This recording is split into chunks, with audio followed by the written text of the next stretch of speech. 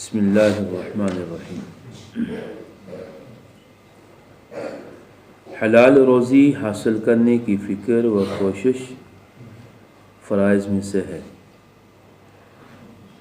عن عبداللہ قال قال رسول اللہ صلی اللہ علیہ وسلم طلب کسب الحلال فریضۃ بعد الفریضہ۔ حضرت عبداللہ بن مسعود رضی اللہ عنہ سے روایت ہے کہ رسول اللہ صلی اللہ علیہ وسلم نے ارشاد فرمایا کہ حلال حاصل کرنے کی فکر و کوشش فرض کے بعد فریضہ ہے۔ جیسے اللہ پر ایمان لانا، نماز ادا کرنا، زکوٰۃ دینا، ان فرائض کے بعد حلال روزی کی فکر کرنا یہ بھی فرائض میں شامل ہے۔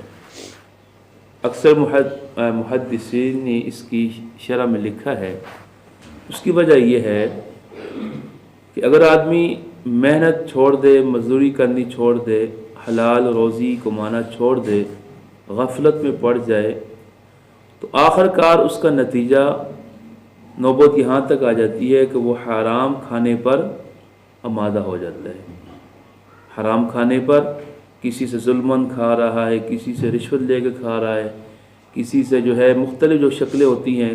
ایک بندہ نہ کمانے والا ہو تو اس نے بھی اپنا پیٹ بھرنا ہے، بچوں کو کھلانا ہے، تو پھر وہ حرام کھانے پر آمادہ ہو جاتا ہے۔ اور جو بندہ حرام کھائے گا اس کا انجام یقیناً حرام کھانے والا جو حرام لقمہ پیٹ میں لے کے جائے گا، حرام کھائے گا تو وہ کامیاب نہیں ہو سکتا۔ اس لیے فرائض میں حلال روزی کمانا یہ شامل ہے اور اس کی فکر کرنا یہ فرائض میں سے ہے۔ حضرت ابو سعید خدری رضی اللہ عنہ سے روایت ہے کہ رسول اللہ صلی اللہ علیہ وسلم نے فرمایا، پوری سچائی اور امانت داری کے ساتھ کاروبار کرنے والا تاجر نبیوں اور صدیقوں اور شہیدوں کے ساتھ ہوگا۔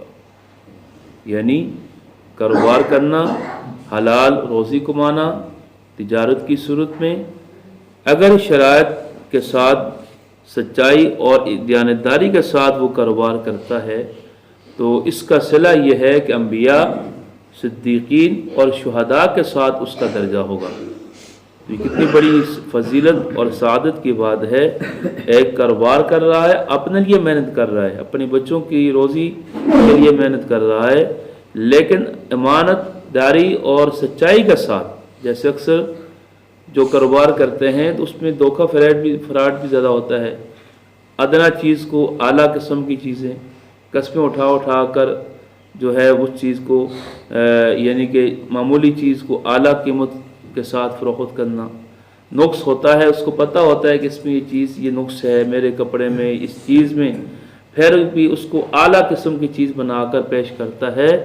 یہ مراد نہیں ہے، بلکہ سچائی کے ساتھ، دیانتداری کے ساتھ اگر اس میں کوئی عیب ہے بتا دے اس میں یہ عیب ہے اور یہ میں اتنے کی قیمت دے رہا ہوں، تو اس انداز سے جو کاروبار کرتا ہے تو اس کا صلہ یہ ہے کہ اللہ رب العالمین ایسے تاجر کو انبیاء، صدیقین اور شہداء کے ساتھ اس کا حشر کریں گے۔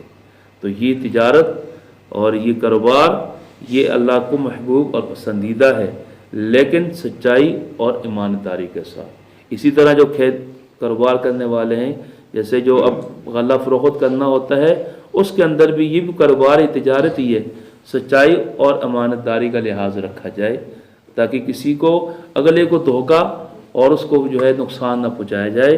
تو اللہ رب العالمین ایسے ایماندار سچائی کرنے والے تاجر کا حشر انبیاء، صدیقین اور شہداء کے ساتھ کریں۔ اللہ سے دعا ہے ہم سب کو ان احادیث پر عمل کرنے کی